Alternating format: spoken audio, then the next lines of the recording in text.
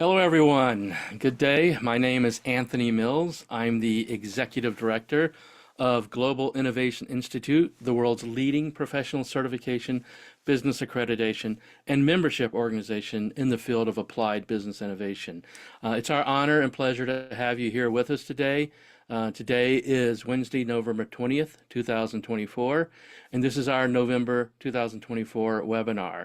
As most of you know, we host a webinar series approximately once a month to really continue to expand and grow our collective knowledge about business innovation. So thank you again for joining us. What I'd like to do now is to introduce to you our guest for today and tell you about him. And after I introduce him, I will turn over the floor to him. So our guest today is Mr. Paul Orlando. Paul is presently the Incubator Director and Adjunct Professor of Entrepreneurship at the University of Southern California in Los Angeles. Over his career, Paul has built and operated multiple different startup and innovation accelerators all over the world, enabling organizations to unlock value in completely new ways. These programs have included Accelerator HK, Hong Kong's very first accelerator focused on mobile development, USC Incubator, built for alumni, students, and faculty of the University of Southern California, Laudato Si Accelerator, run in partnership with the Vatican's Dicastery for promoting integral human development, and Futures Fund Community Health Incubator, built for Volunteers of America in partnership with the Humana Foundation. These programs have seen multiple exits and hundreds of millions of dollars of capital raised by their respective portfolio companies. Paul is also a former startup co-founder himself and also a TechCrunch Disrupt Hackathon winner. His areas of focus include unit economics, primarily for startups, and market entrance timing, the why now question. His most recent book, Why Now? How Good Timing Makes Great Products, was published just this year and actually has received rave reviews on Amazon.com. Paul holds a BA from Cornell University and an MBA from Columbia University. So today, Paul, drawing from this new book, Why Now?, is going to be talking to us about this very question of innovation timing, a much noted but very little understood success factor in the life of any new innovation and its business. How do we find the clues we need that our timing might be too early or just right? As innovation leaders, this is incredibly important to us because if we launch our innovation too early, then the market may not be ready for them yet, and then they fail. Usually that's guaranteed if they're too early. Or if we launch them too late, then we may have missed the window of opportunity to maximize their scale. So getting the timing of our innovation launches just right is paramount to ensuring we maximize our success with new innovations. And that's what we're going to learn about today, and I'm very excited to learn about that and have Mr. Paul Orlando with us to tell us about it. So with that, then, please join me, if you will, in welcoming Mr. Paul Orlando. Paul, the floor is all yours. Thank you. Thank you, Anthony, for such a nice introduction. And, it's really my pleasure to speak to this group today. I'm going to just share some observations and part of a methodology that I've developed for looking at timing. But one of the things I wanted to do first is just in relation to some of that introduction. The reason I became interested in this topic was that I was able to observe like hundreds of startups over the years in building these accelerator programs, and really noted that there are certainly different elements that make companies or early stage teams successful. Certainly, like those individual founders are very important. But there's also this element that is a little outside of the founder's control, which is related to timing. And I observed, a number of times, really smart, hardworking teams that didn't seem to really get anywhere because they were working on something that was just a little too early for their market. So the first thing I actually wanted to show you was a case study from about 40 years ago. And the reason I like this case study is I used to work at this company. So this is the situation. So it's early 1980s. There's handheld mobile phones. So these are devices that today we take for granted. We're probably all within inches of one right now. But back then, they were quite expensive. So adjusting for inflation, US dollars, over $12,000 for a handheld device that really didn't do anything except make calls. They were quite heavy. So you can imagine holding something that weighed about a kilogram up to your ear, you have to talk. Battery life was also quite short.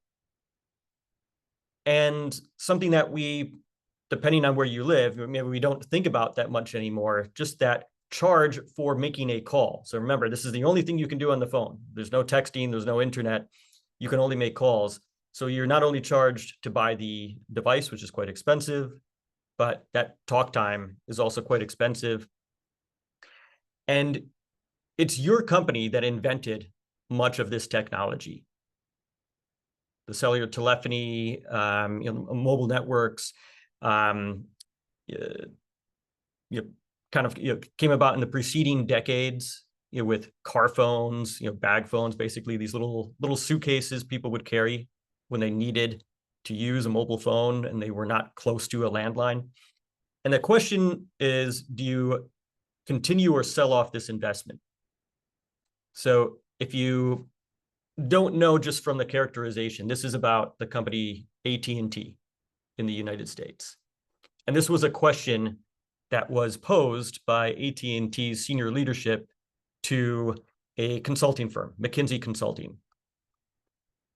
And I've actually spoken to someone who was there when this presentation was delivered.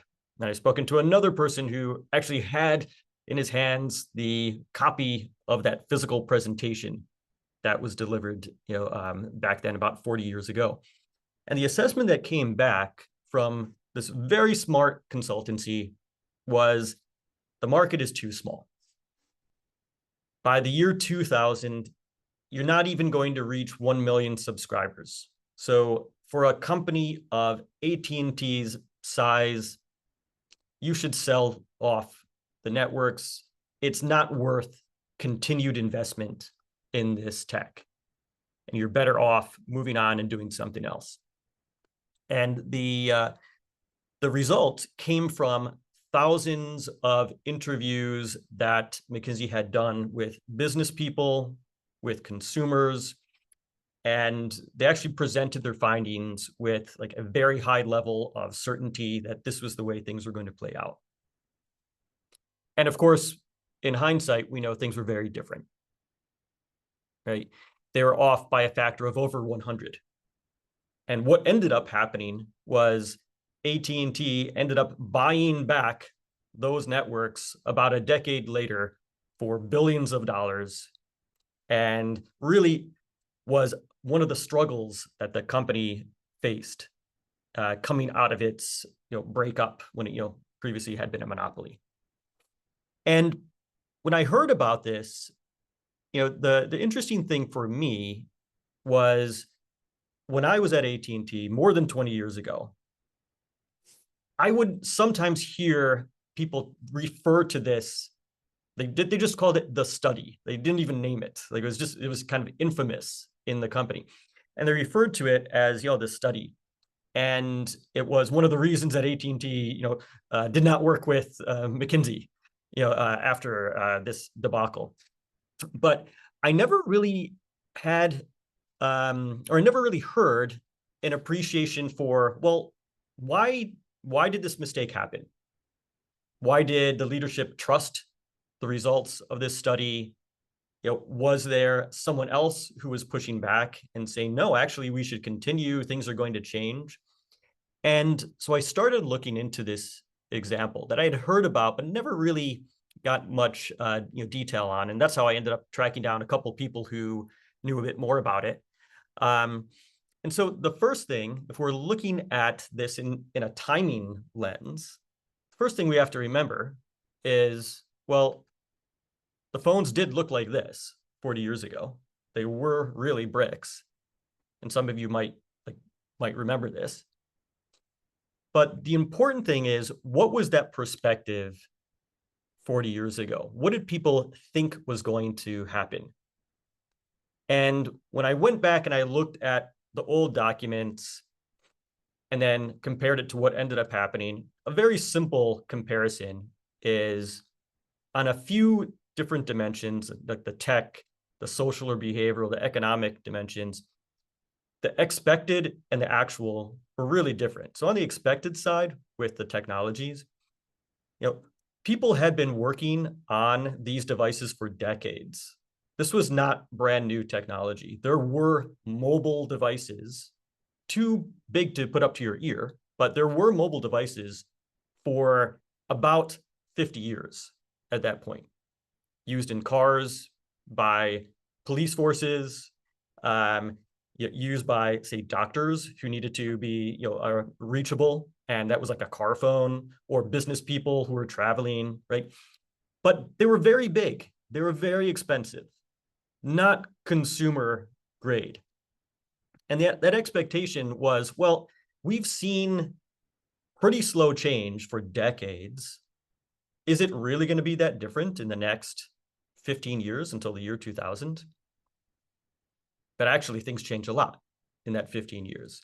On the social and behavioral side, that survey that was run with thousands of people by the consultancy came back and said, people are just not interested in doing this. It's almost like, I can't imagine, why would I want to make a phone call when I'm not at home or not at my office desk? I'm going to walk around and talk on the phone. That seems ridiculous.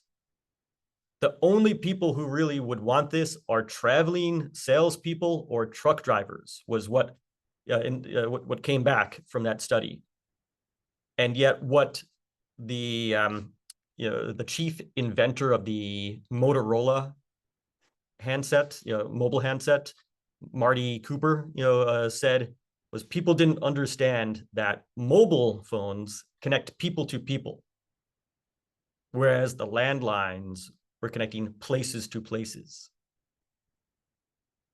Right, so it's like the old idea of on a landline, calling home, and you don't know really who's going to pick up the phone in that household, but you're going to get somebody there. Whereas no, today, I want to call this specific individual. They're the only person who answers that mobile phone. So like, different perspective. And on the economic side, again, with that survey, people are very bad at projecting what they actually will do in that future state when something is available. So the feedback that McKinsey was getting was, people don't want to do this. It doesn't matter if it becomes cheap, if you lower the price, there's no real demand for this. And what we actually found was, by the year 2000, telecom costs replaced candy as the biggest expense that teenagers in the US had. So it's kind of very interesting change that happened in about a decade. And in fact, if we look at what the phones ended up looking like over the next 10 years, you can see they went from those big brick phones on the left to phones that would fit in a pocket. They were pretty cheap, both in terms of the device and in terms of the talk time. And a lot of those, on the tech side, a lot of those very slow changes that were observed over the preceding decades, all of a sudden started to speed up. And as a result, this goes down as one of the colossal failures at predicting market demand. But now I want to give you a mirror image of this. So now that you appreciate what happened with AT&T in this situation, I want to give you the mirror image of this. And this is of a company called Iridium. So I'm not sure if any of you remember this company from the 1990s. It was a very well-funded company. In fact, they raised back then like billions of dollars. So at that time, that was breaking records. Today, we might say, okay, we see a lot of companies that do that. But this was a company that basically said, all right, so we know that people love mobile phones, but there's lots of places where calls drop. And so there's an opportunity to solve that problem. We're one of the leaders in mobile technology, and we have this opportunity to build a solution for mobile access for the entire world. So no more, walking around or driving and the call drops because there's no network access. You can make a call from anywhere. It's going to be expensive, but we have this capability to do it. And the question is, well, should we do this? And the interesting thing to me was it's a mirror image of this AT&T situation. And so this company called Iridium, they actually started in 1987 working on this project. This was primarily funded by Motorola, one of the chief manufacturers at the time of those early mobile handsets. And they got into this Iridium project in that world. That world that was pretty similar just a few years after AT&T made their decision, but it was already, kind of clear that, well, demand is growing for mobile phones. And they thought, a big part of the problem is just access. You can't get a network signal. We can solve that through satellite telephony. And the phones are this size anyway. So our phone, which took them 11 years, looks like this. That will be acceptable to people. People are used to the big phone anyway. They're used to the expense. And of course, like I showed you, before, they also didn't appreciate how phones were going to get smaller and cheaper. And those problems with network connectivity were largely going away as network tower build out happened. And it's kind of a reverse of that AT&T example, where this might have been a good idea in 1987 if you could have executed very quickly on it. But in that new world of 1998, and it took 11 years to raise the money, understand how to deploy these satellites for mobile telephony, get these 66 geosynchronous satellites in orbit. A lot of those things, a lot of those problems had already been solved. Mobile tech options are already strong. The economic side, again, like things became a lot cheaper. Demand was satisfied. And when I look at these two examples of, these are smart people, well-funded companies, but dealing very badly with this timing question. So as I was reflecting on this, why does this happen? I kept coming back to historical case studies of companies struggling with this. And one of the quotes that I found from, you might know this name, Mark Andreessen, now as an investor, but 30 years ago, he was one of the founders of the first web browser that had a graphical user interface, Netscape. And one of the things that he said about timing was that if you track startups over multiple decades, what you find is most ideas end up working. And it's much more a question of when and not if.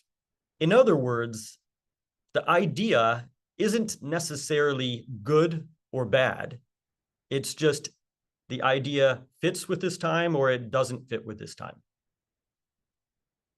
So when I was doing my early research, I was curious and I began to wonder, is this actually true? Like, do I see examples of this? So I went again back and I looked at some of that dot-com era history from the 90s. And I looked at some of the big companies from that time that failed. And I found that, in all those places that I'm looking, I can find that dot-com failure, and it's matched with a company that comes along, in some cases, not that many years later, that is very similar to that earlier idea. In other words, it wasn't that the idea was bad. There was something else going on.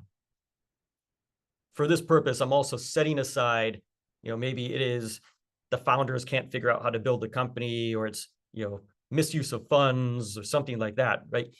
But I'm really setting aside those issues, which certainly are big. But this is just a short list of 7 pairs of examples. But we see this kind of happen again and again. And what I would realize is, if you look at this over time, is you can break this emergence of a new product or new concept into 3 general phases. So you have this, I'll call it like the dangerously early phase on the left. This is the phase during which we see some entrants come in, and they're failing. They are able to do the thing, but these company examples don't succeed. Then something changes, and we have that middle phase. So we see successes and failures for the first time. We see companies that are maybe noticing something, or maybe they're just lucky. And then after that, there's also this period that I call just, the not too late period. So it doesn't necessarily mean that if you miss out on entering during that middle market window opening period, that you can never enter. You can enter as a niche player, depending on the risk appetite or just the capabilities of your organization. You might say, actually, we prefer to enter on the late side, learn from the mistakes of others, just go into this one niche that we understand. So I would see this happening, but again, this doesn't necessarily help me in the evaluation of, well, how do I actually figure out when is that window opening? This is fine for looking at past case studies, but how am I going to use this to move forward or to try to look ahead? And what I realized was, when people talk about timing, and they talk about it primarily in the, when they talk about new capabilities that are coming up, what we're missing is we're looking at one other critical piece, which is the business model that has to be improved or has to be created. This new business model, or this new working business model, that enables us to go from something that we can do it, just like in the 1950s, you can have mobile telephony. It's going to be too big to lift to your ear. It's going to be very expensive. It's, the call is going to drop all the time. You can do it. It's not going to be a great product. Going from that to, when does it actually become good enough for the user? When does the business model become financially sustaining? Those are those questions. So 2 parts in this process in figuring this out and trying to look forward that I ended up using were, so first of all, I look for what I call timing drivers. There are 12 of these that I track. I'm not going to go through all of these, but this is the list that I saw would come up again and again when I looked for these examples. These 12 bullet points here. And so here I'm presenting them very much in a general way, but in each of your specific, the work that you do, if you're thinking about timing, you're probably going to go very specific on any of these that are relevant to you. So rather than just say, oh, it's like new technology, like you might be talking about like one specific new technological capability that is relevant for your work or your client's work. So we understand how these are changing, and those drivers are most likely outside of your control. That's something that's happening that you notice. Maybe it's happening like there's investment from another industry group that's driving something forward, or there is, for example, on the regulatory side, you're probably on this call not involved in that regulatory process, but you're watching what's happening. You're maybe staying in touch with the people who make those decisions. You're able to follow and appreciate, hey, I think this new rule change is going to come in the next year. Should we be ready for that? Or now that it happened, what new opportunities does it unlock? Maybe it's a crisis type of driver. The most recent big example of that is the pandemic from a few years ago. Quite a few businesses that were that were harmed, but also quite a few that were helped or that were created because of this radical change that happened all of a sudden. They were able to identify that opportunity and critically move quickly enough that they were able to benefit from it, right? But they didn't create that situation. So you're observing these timing drivers, and then you have to reflect on, well, how do these impact the business model? Because if they don't improve that potential business model, either improve an existing one or create a new one. If there's no improvement, I'm going to say you don't have a timing advantage. You have maybe a new capability, but you don't have an advantage. You're going to release something as a product, or you're going to invest in something that is eventually not going to be financially sustaining. The way I think about a business model, just so I keep everyone on the same page, because what I've discovered in talking about this is everyone has a different definition of business model. Is I just define it with these three things: the value created for your customers, the value you're able to capture back, and the costs of providing that value. And so, in other words, if we have that legacy business model, we have to be able to improve at least one of these parts to have an advantage that comes from timing. So I'm going to walk you through a case study of doing this with another company. It's a past, it's a historical case study, but again, I think this will get you thinking about how you can use this to look forward. And I'm just choosing this case study because it's a well-known company.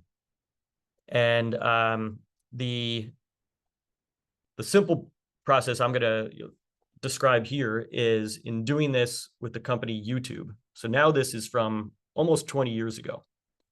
I like using this example, though, because not only because this is an example of a company that grew very quickly, it's one that everyone knows, but also because all of the numbers from 2005 became known.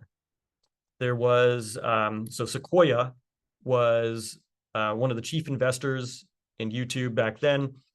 And because of a lawsuit, their investment memo became public. So we're able to go back and discover what were all the costs, what was the cost structure of YouTube, back then? How many users did they have? How were they spending on this and that? And so always dangerous to go and try to use something historical, and it maybe fools you into thinking that you can extract something predictive from that. So whenever I do this, I limit myself to only what is available from back in that time. But what did we observe back then? And these are just my visualizations of data that came from that investment memo. In terms of timing drivers, well, we observed that when it came to hosting those video files, the storage, the price of digital storage had declined to a point at which, for a YouTube video back then, 2005, and these were relatively short compared to today, relatively low quality compared to today, but it was less than a penny a video. So in other words, we're now at the point at which it's quite cheap. In fact, it's cheap enough that maybe we don't need to care so much about having a paid subscription to access videos. We can do something else. We could give this away. We can make this an ad model. So all of a sudden, it unlocks some new direction that we could not have pursued a few years earlier.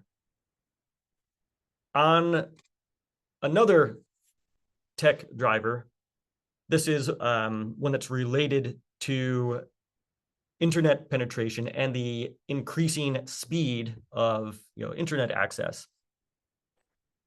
We've gotten to the point in 2005 where about half of all US households have broadband into the home. If you go back maybe 5 years before that, that was very uncommon. In fact, the only places you would have high-speed internet would have been universities and certain office buildings that had high-speed internet lines.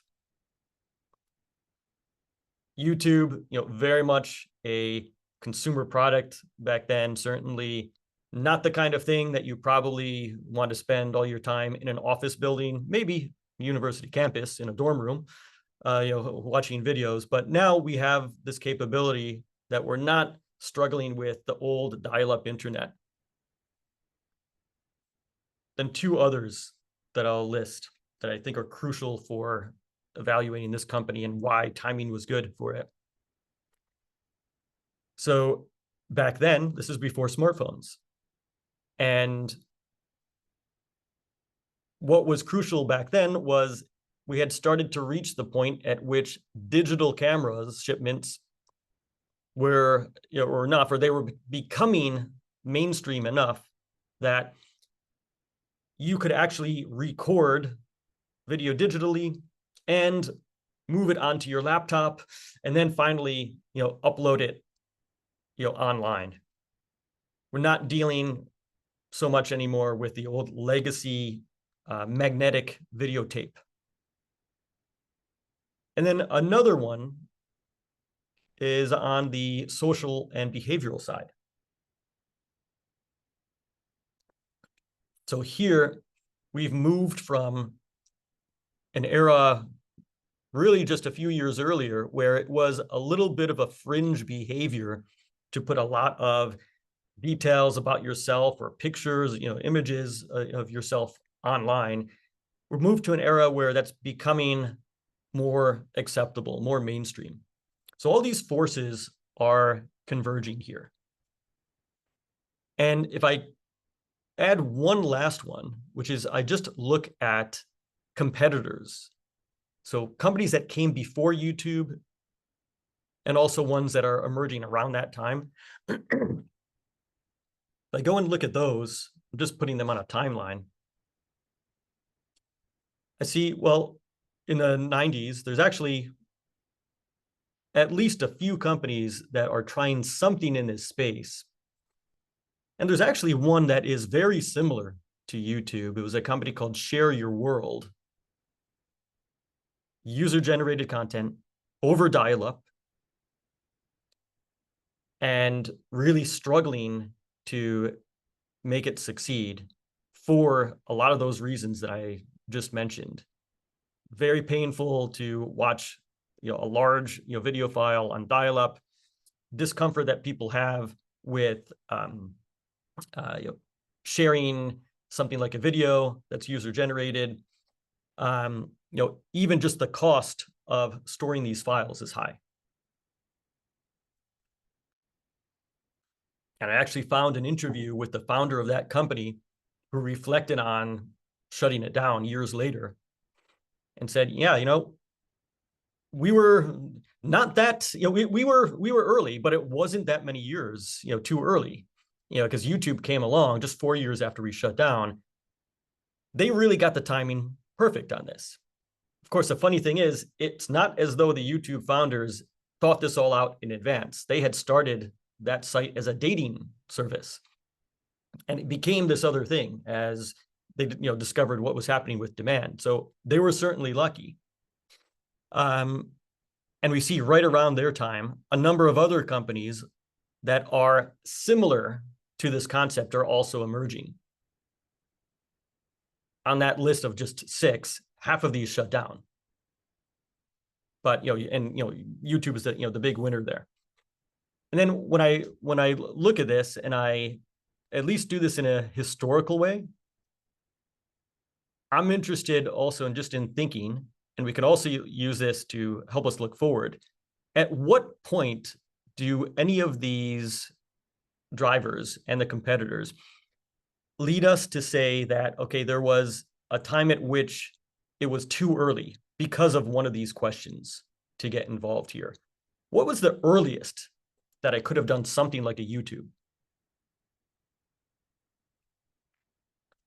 And I think you could argue, yeah, you could have done something like this maybe a year and a half earlier than they did, but not 5 years earlier, right? Certainly not 10 years earlier, as some of those companies were trying. And then I go back, and we'll get into how we can do this looking forward. But what changes on the business model with the legacy video companies and what emerges during the dot-com days, like that Share Your World example, and then later with the streaming days of YouTube? So the old legacy model, it's a working business model.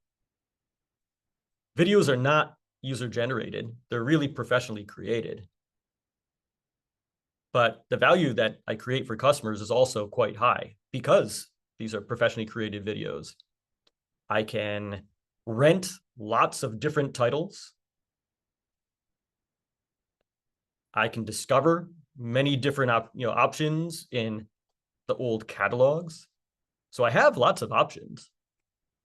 Value captured by the business. Well, it's that rental revenue or the sales revenue.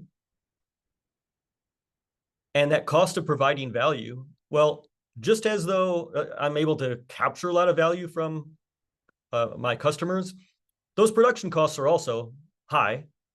I have licensing fees, distribution is significant. Even just something like, well, I have a cost of an old videotape or a DVD that I don't really think about anymore, but certainly I did then. But this business model worked in the sense that it was financially sustainable. Might have been limited to how big it could grow. It's limited also in that, well, if all the videos have to be created professionally, you can only produce so many a year. But this is a working business model of the old legacy video days. And then what changes in that middle period when people are trying to enter this streaming video, new capable world, but too early? What happens in that too early phase?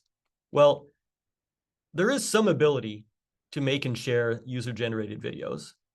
There are these early digital cameras, and I can, in a very difficult way, I can upload these online.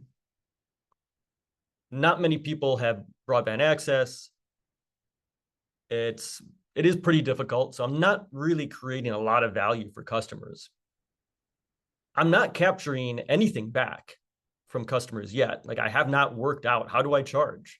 In fact, very few people back then are even paying for anything online. But maybe there's some potential ad revenue, but at most I'm probably putting a banner ad on a website. And on the right-hand side here, like, those costs of providing that value, those are quite high. High hosting costs, just that digital storage, just that bandwidth, things that we don't think about so much anymore, those are pretty significant.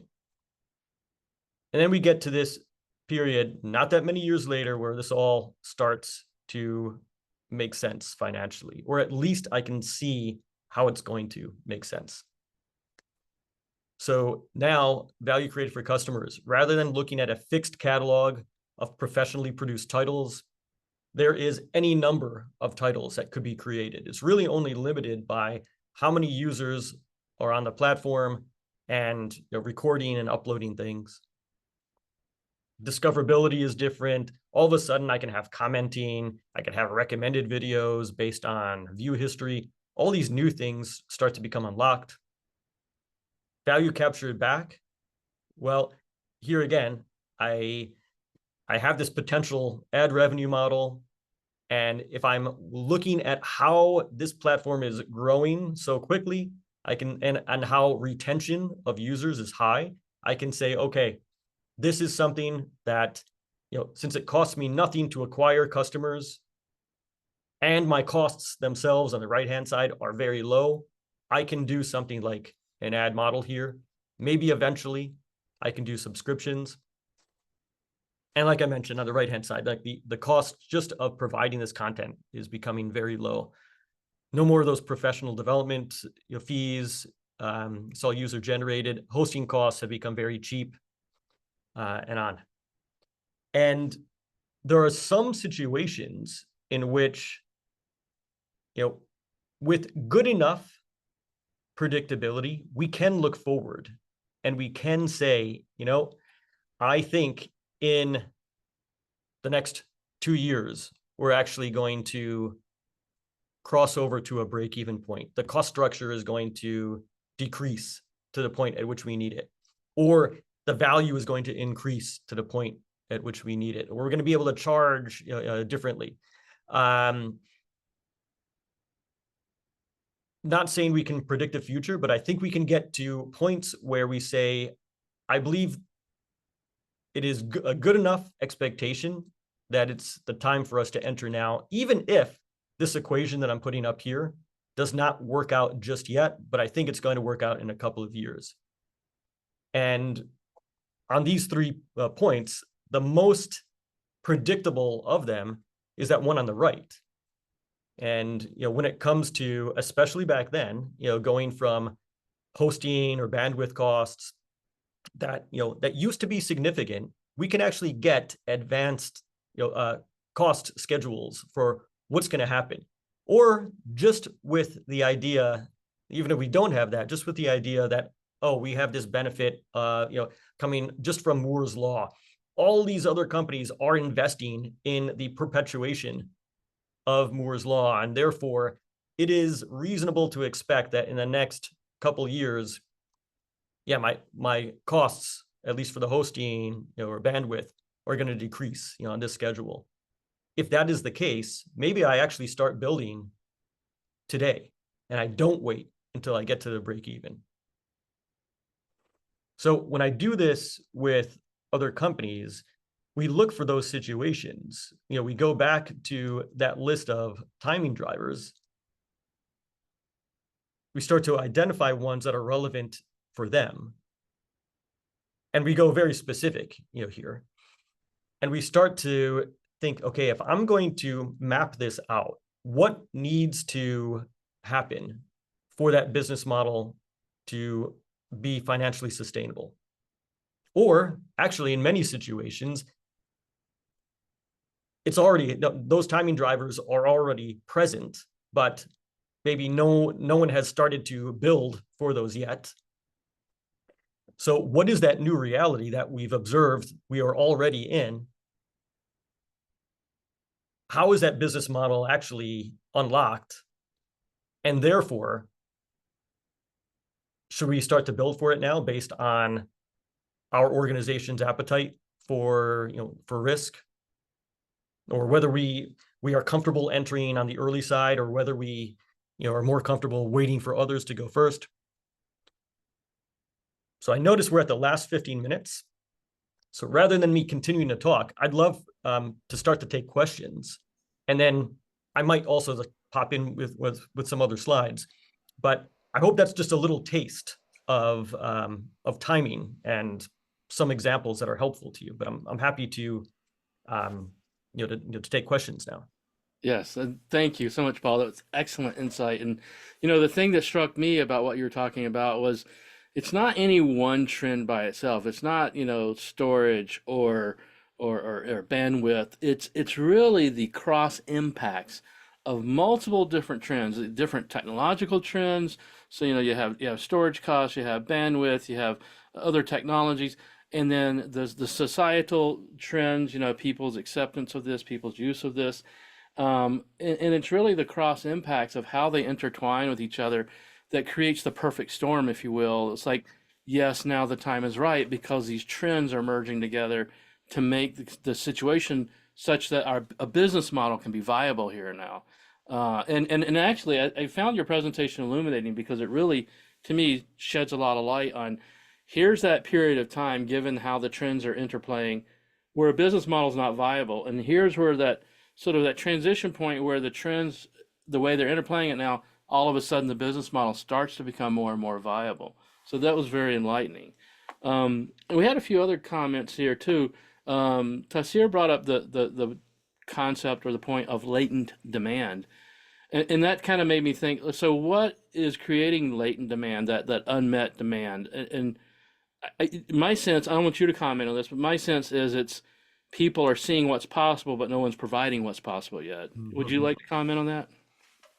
It's no, that's a great question. So latent demand, and this is where so in the Why Now book, I actually give some examples of this, and there's actually this really interesting talk by a programmer who was at Xerox PARC in the 70s and worked on a lot of those early technologies that Xerox did not commercialize themselves, but reflected on this. And he said, we have this culture or this innovation culture of looking for problems when really we should be looking for opportunities. And if you only look at problems, you can say, well, I don't have problems with this certain thing. So one of the examples that I give related to this point is, in the book, is about rideshare. So when those rideshare companies first started to grow around 2010, on the one hand, you could think of them and say, well, I don't have a problem with transportation. I can drive, I can take a taxi, I can take a train, I could walk, I could ride a bike. It's not like every day I say to myself, oh, I can't get from here to there. And it's so difficult. No, I'm already moving around, but I've accepted the world is just this way. There's no problem. It's just the way it is. Oh, I have to wait 20 minutes to get a taxi. Well, that's just the way it is, right? Or I have to pay a lot to rent a car. That's just the way it is. I don't think of it as a problem. And then, in that rideshare example, some of the interesting changes that were unlocked by timing drivers and new business models, it actually goes back, about, covering about a decade before that. So in May of 2000, the US government enabled civilian usage of GPS at an accurate, a level that was accurate enough that you could do turn-by-turn directions. And then we saw these early navigation systems like Garmin and TomTom that had their own devices. They popped up. 2007, we have the iPhone that comes out. Now, it does have a GPS chip, but the device itself is not fast enough to provide something that is, turn by turn usable when you're navigating in a car. It wasn't until the third iPhone in 2009 that capability was really there. And then about a year later, you see those rideshare companies come up. So without that installed base, lots of people have smartphones that already have this location capability baked in. And of course, the online payments is solved. I can solve trust by having a rating system of drivers and passengers. All these other things were in place. Now we start to get this solution to a problem that didn't exist. It's this new opportunity. Hey, the world actually can be a lot better for you. I don't want to go back to a situation where we don't have a rideshare option. But at the time, most people did not look at it like, well, I can't get from point A to point B. No, I can get there, but wow, this is better. I had no idea. Yeah, and I think it's our job as the innovators to identify those opportunities and to come up with what's possible because the public probably isn't asking for them because they don't know they're possible or they Yeah. haven't thought about it. But the moment we show them the convenience this delivers, all of a sudden they're like, wow, yeah, I need that. I want that, right? So that changes public perception quite a bit when they know there's a capability available to them that's significantly more convenient. But they're not going to often be the ones that come up with that idea. It's going to be us, the innovators. Um, and Tasir also asks, can you elaborate a bit more on the installed base as a driver? And to me, where that really plays a role is in network, systems like Facebook or something like the network effect. But let's have you comment on how does the installed base factor in? Yeah, so installed base is, and again, this goes back to the idea that these drivers are most likely not things that you created, or your organization, created. But the installed base is, so there's some, products that depend on existing users or devices that are just present in order to work out. So just like that rideshare example I gave, if those rideshare companies had to go and also create the handheld devices with GPS in them, get them distributed, right? Like, this is prohibitively difficult to create, a rideshare company, but people have already adopted these devices. They're choosing to buy them themselves. I notice, hey, we're at a critical mass of users just have these smartphones that are GPS enabled. I can ride on top of that and benefit from it. But if I had to do that entire, produce that device as well as make the rideshare business, it cannot come from this new entity, or it's a much more complex, Yeah. rollout. So when you look at the supporting technologies, like people having mobile devices, having an installed base of those is really foundational to even being able to do this business. So that certainly makes sense. Yes. Here's an interesting question. I don't know if you'll be able to address or not, but it's Diego from Colombia. He says, in my case, I work for an insurance company, and we're thinking about when we have to prepare our operating model for direct sales or e-commerce. In my country, the insurance industry is supported with intermediaries.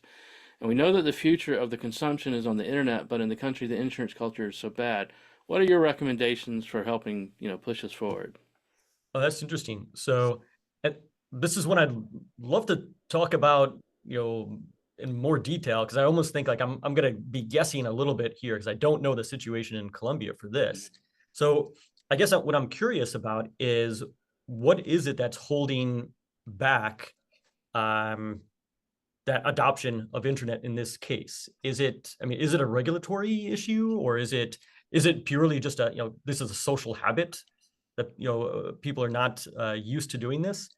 But I guess I'd be thinking, and again, this is not where I say, oh, we can predict the future, especially when there is a social or behavioral driver.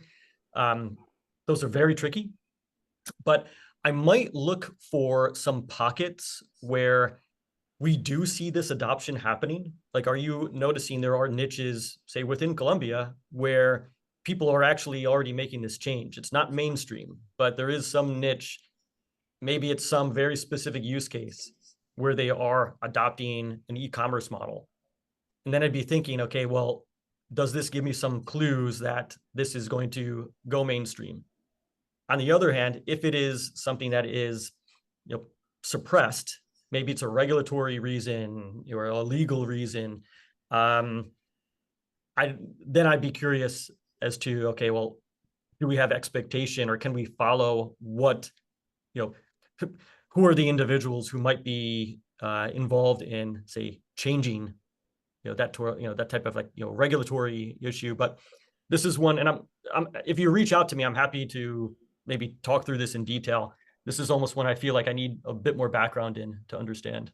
Yeah, I think the concept of cascades, like Greg Satell wrote about, is helpful. Like you're talking about, get those early adopters, and then how do you leverage them to influence others, become influencers, to change the cultural norm, is almost what needs to happen. Here's another question. We got time for one or two more questions. This comes from Folashade Owaseri, and he says, under the timing drivers, I'm a bit concerned about the social behavior aspect because trends, actions, behaviors, customer attitude, they can't be accurately predicted. So, talk more about this. How are we going to overcome this fact that we can't predict these behavioral trends? Yeah, absolutely. So a couple thoughts on this is, so like actually I just described in the Columbia case, you can look for little niche communities that are displaying some different behavior. And it might give you a clue as to, well, is this something that I think, might be very niche today, but I think there are some clues that it's going to grow. You can also look at the flip image of that, which is, for example, in the US, we had for decades campaigns against smoking, cigarettes, specifically tobacco, cigarettes, against smoking cigarettes, education, taxing, the cigarette companies for them to, basically, give health benefits to people who were were impacted by that. And smoking was declining for decades in the US. Then vaping, or like e-cigarettes, came out really about 15 years or so ago. Some of the early early ones that became more mainstream. This is an example of, there is this latent habit of smoking. It's been around for centuries. You can decline it through a lot of education and taxes over time, but it's still there. Now, all of a sudden, we have this alternative, and the alternative is supposedly healthier for you. So I just got rid of the biggest reason to quit smoking. Oh, you have vaping, and it's supposed to be healthier. You don't have the tar. It's also the kind of thing that doesn't produce a lot of smoke, and I could actually get away with smoking it inside, maybe, which I could not do with a cigarette. So that's one where you might say, okay, I'm not necessarily looking for a change in social behavior. I'm looking for something that is predictable. I think there's going to be demand for something like smoking and nicotine, and tobacco for a long time in the future still. All of this pressure is against it, but now I have a device that removes all those big problems on health, on just the awareness, the smell, right? Should that device take off if I do a good job in producing it? And it seems like, those device companies did take off quite a bit. They've had some ups and downs for other reasons, but that's another way that you could look at the social piece. It might be actually at something that is unchanging about human behavior. And now I have a better way of delivering that need. Hmm. A couple other final thoughts. One thing I see too, Paul, is in a lot of situations, it's not just one business, but it's ecosystems of businesses that tend to come together because the trends are converging and it takes more than one player. And so multiple players are actually sort of coming together and the ecosystem begins to emerge and evolve organically to support some of these new opportunities. You probably have observed that too. Yeah, definitely. And the ecosystem piece is one, and I intentionally don't go into all of these different, Mm-hmm. things in this model because then it does become quite complex. But there are certainly a lot of situations where you might say, we need this ecosystem to exist for this to really be sustainable. Some Yeah. of it might come through on an installed base driver or a networks driver. Some of it also is just, well, okay, the ecosystem itself supports a lot of things that makes that business model capable. Mhm. But yeah, the ecosystem piece, a number of the failed companies that did have, at least on the timing driver, a lot of support, and they failed on their business model, it was because of an ecosystem lack. Yeah, a lack of ecosystem. And Yeah. ecosystems like innovations tend to start out life as ugly babies and get prettier as they go on over time and as they mature and so forth. I guess my last thought, and we'll wrap it up, is, there is something to be said too about not necessarily being the first to market with everything because it's extremely risky. but actually sort of sitting back and watching and waiting and seeing the mistakes other ones make. And to me, the poster child for this is Apple. Apple always sits back. They're never first to market with a product. They always sit back, they watch the market, they observe other players, they see the mistakes they make, and they try to figure out how can we do this a lot better. In the case, the classic case of that was the iPod. There were all these MP3 players out there, and they finally figured out, the problem isn't the player, it's the content. Like, how do you get good content, and is Napster the right solution? And they came out with the iPod and iTunes as a package, and they figured out the business model much more effectively than others. And a lot of it's just by sitting back and watching and learning. Any thoughts on that as a final closing thought? Yeah, so definitely. And that gets at this question of, is there first mover advantage or not? And typically there is not. In fact, it's really only in situations where, if you are the first mover, if you could lock up resources, so you prevent those other competitors from gaining access to those resources, or if you could also lock in customers. So you adopted that, say, that earlier MP3 player, and you find it very difficult to switch to Apple when they come out with one. So if you don't have those opportunities, then most likely you don't have first mover advantage. And yeah, you might be better off just waiting a bit and watching what others do, and then coming out with the better version, since you learn from the mistakes of the early entrants. Yeah. Yeah, I just don't think first mover advantages are what they used to be years ago. Maybe because things are changing faster. I don't know. Okay, well, I think that kind of brings us a little past the top of the hour, so we're going to start to wrap it up. I want to thank everyone who has attended with us here today, everyone who will be watching this on the recorded video. I know there will be many of you. Thank you for being our guest today and joining with us and being a part of this conversation, this dialogue. Thank you, Paul, for being our esteemed guest and presenting your insights with us. And we wish everyone to have a wonderful rest of your day. Take care, everyone. Thanks.